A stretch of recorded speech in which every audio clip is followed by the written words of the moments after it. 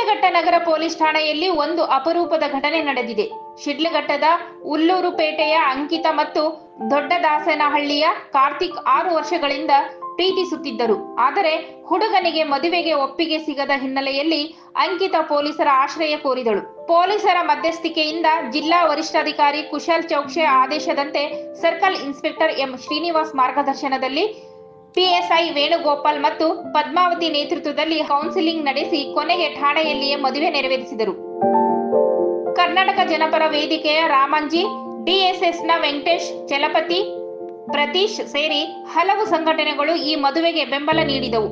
ಕುಟುಂಬಸ್ಥರು ಇಲ್ಲದಿದ್ದರೂ ಸಾರ್ವಜನಿಕರು, ಸಂಘಟನಾ ಮುಖಂಡರು ಮತ್ತು ಪೊಲೀಸರು ಸಾಕ್ಷಿಯಾದರು. ಇದೇ ಸಂದರ್ಭದಲ್ಲಿ ಪಿಎಸ್ಐ ಪದ್ಮಾವತಿ ಮಾತನಾಡಿ, ಇವರು ವರ್ಷಗಳಿಂದ ಒಟ್ಟಿಗೆ ಇದ್ದು ಪರಸ್ಪರ ಇಷ್ಟಪಟ್ಟಿದ್ದರಿಂದ ಅವರ ಸಂಬಂಧಕ್ಕೆ ಮಾನ್ಯತೆ ನೀಡಿ ಭವಿಷ್ಯ ಸುಖಕರವಾಗಿರಲಿ ಎಂದು ಠಾಣೆಯಲ್ಲಿ ಮದುವೆ ಮಾಡಿಸಿದ್ದೇವೆ. ನಮ್ಮ ಶಿಡ್ಲಘಟ್ಟ ನಗರದಲ್ಲಿ ವಾಸವಾಗಿರ್ತಕ್ಕಂಥ ಉಲ್ಲೂರುಪೇಟೆ ವಾಸಿಯಾದಂಥ ಇವರು ಶಾರದಮ್ಮರವರ ಮಗಳು ಅಂಕಿತಾ ಅವರೇ ವಾಲಂಟಿಯರ್ಗೆ ಬಂದರು.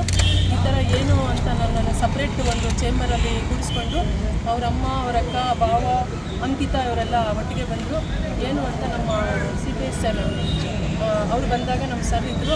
ಅವ್ರಿಗೆಲ್ಲ ಲೈಟಾಗಿ ಕೌನ್ಸಿಲಿಂಗ್ ಮಾಡಿದ್ರು ಮತ್ತು ನನಗೆ ಇಂಟ್ರೆಸ್ಟ್ ಮಾಡಿದ್ರು, ಇದು ನೀಟಾಗಿ ವಿಚಾರಣೆ ಮಾಡಿ ನನಗೆ ರಿಪೋರ್ಟ್ ಮಾಡಿ ಅಂತ.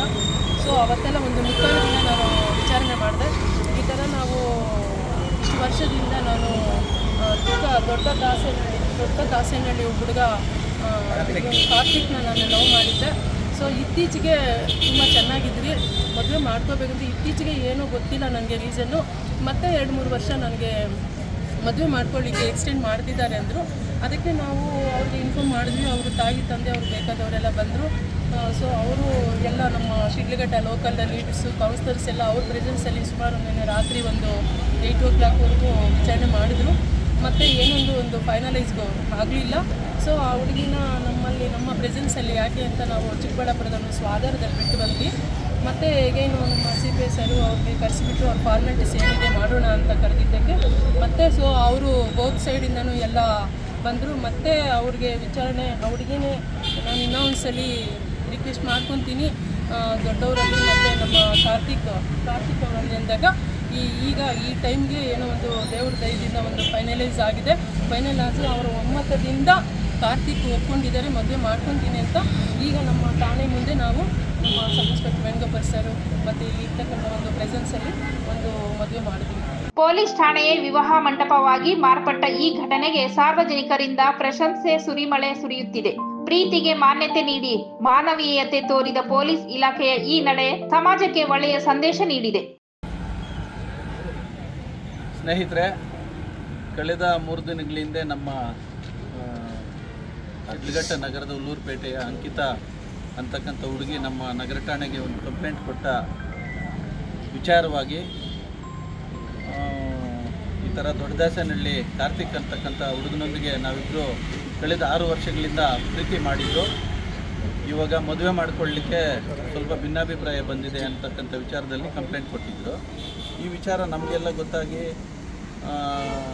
ನಮ್ಮ ನಗರ ಠಾಣೆಯ ಸಬ್ ಇನ್ಸ್ಪೆಕ್ಟರ್ ಸಾಹೇಬರಾಗಿರ್ತಕ್ಕಂಥ ವೇಣುಗೋಪಾಲ್ ಸರ್ ಅವರು ಮತ್ತು ಮಹಿಳಾ ಸಬ್ ಇನ್ಸ್ಪೆಕ್ಟರ್ ಆಗಿರ್ತಕ್ಕಂಥ ನಮ್ಮ ಪದ್ಮಾವತಿ ಅಕ್ಕ ಅವರು, ನಮ್ಮ ಮಾನ್ಯ SP ಸಾಹೇಬರಾಗಿರ್ತಕ್ಕಂಥ ಕುಶಲ್ ಚೌಕ್ಷಿ ಸಾಹೇಬರು, DYSP ಸಾಹೇಬರಾಗಿರ್ತಕ್ಕಂಥ ಮುರಳೀಧರ್ ಸರು ಮತ್ತು ನಮ್ಮ ಸರ್ಕಲ್ ಇನ್ಸ್ಪೆಕ್ಟರ್ ಆಗಿರ್ತಕ್ಕಂಥ M ಶ್ರೀನಿವಾಸ್ ಸರ್ ಅವರ ಮಾರ್ಗದರ್ಶನದಲ್ಲಿ ಕಳೆದ 3 ದಿನಗಳಿಂದ ಇವರಿಬ್ಬರನ್ನು ಕೌನ್ಸಿಲಿಂಗ್ ಮಾಡಿ ಇವತ್ತು ಫೈನಲ್ ಆಗಿ 2 ಕಡೆಯ ಪೋಷಕರನ್ನು ಕರೆಸಿ ವಿಚಾರಣೆ ಮಾಡಿದಾಗ ಹುಡುಗನ ತಂದೆ ತಾಯಿಯವರು ಮದುವೆ ಬೇಕಾದರೆ ಮಾಡ್ಕೊಳ್ಳಿ, ನಮ್ಮದೇನು ಅಭ್ಯಂತರ ಇಲ್ಲ, ಅವರೆಲ್ಲ ಬೇಕಾದರೂ ಬದುಕೊಳ್ಳಿ, ನಮ್ಮ ಮನೆ ಒಳಗಡೆ ಸೇರಿಸಲ್ಲ ಅಂತ ಹೇಳಿದಾಗ ಹುಡುಗಿ ಕಡೆಯವರು ನಮ್ಮ ಮಗಳನ್ನ ಇವನು ಕೊಡೋದಕ್ಕೆ ನಮಗೆ ಸಂಪೂರ್ಣ ಇಷ್ಟ ಇದೆ, ನಮ್ಮ ಮಗಳಿಷ್ಟನೇ ನಮ್ಮಿಷ್ಟ ಅಂತ ಹೇಳಿದ್ರ ಪರಿಣಾಮ ಕಾರ್ತಿಕ್ ಅವರು ಕೂಡ ತುಂಬ ಮನಸ್ಸಿನಿಂದ ನಮ್ಮ ಸಬ್ ಇನ್ಸ್ಪೆಕ್ಟ್ರು ಇವರಿಬ್ಬರು ಸಬ್ ಇನ್ಸ್ಪೆಕ್ಟರ್ ಮಾತಿಗೆ ಗೌರವ ಕೊಟ್ಟು, ಬಂದಿರತಕ್ಕಂಥ ಎಲ್ಲ ಹಿರಿಯ ಮುಖಂಡರುಗಳ ಮಾತಿಗೆ ಗೌರವ ಕೊಟ್ಟು, ನಾನು ಈ ಹುಡುಗಿಗೆ ಜೀವನ ಕೊಡ್ತೀನಿ, ನಾವು 6 ವರ್ಷಗಳಿಂದ ಪ್ರಾಮಾಣಿಕವಾಗಿ ಪ್ರೀತಿಸಿದ್ದೀವಿ, ಇವತ್ತು ವಿವಾಹ ಈ ಹುಡುಗಿನ ಮದುವೆ ಮಾಡ್ಕೊಳ್ಳೋದಕ್ಕೆ ನನಗೆ ಸಂಪೂರ್ಣವಾಗಿ ಮನಸ್ಸಿದೆ ಅಂತ ಹೇಳಿ ಎಲ್ಲರ ಆಶೀರ್ವಾದದಿಂದ ನಾನು ಇವತ್ತೇ ಮದುವೆ ಆಗ್ತೀನಿ ಅಂತ ಇಬ್ಬರು ಒಪ್ಕೊಂಡಿದ್ದ ಪರಿಣಾಮ ನಮ್ಮ ಸಾಹೇಬರು ಬಹಳ ಒಳ್ಳೆಯ ಮನಸ್ಸಿನಿಂದ ಅವರೇ ಮುಂದೆ ನಿಂತು ಕಾನೂನುಬದ್ಧವಾಗಿ ಇವರಿಗೆ ಇವತ್ತು ಮದುವೆ ಮಾಡಿಸಿದ್ದಾರೆ. ಅವರಿಗೆ ನಾವು ಮೊದಲನೇದಾಗಿ ದಲಿತ ಸಂಘರ್ಷ ಸಮಿತಿ ಮತ್ತು ಇತರೆ ಎಲ್ಲ ಮುಖಂಡರ ಪರವಾಗಿ ಅನಂತ ಧನ್ಯವಾದಗಳನ್ನು ಈ ಸಂದರ್ಭದಲ್ಲಿ ಸಲ್ಲಿಸ್ತಾ ಇದ್ದೀನಿ.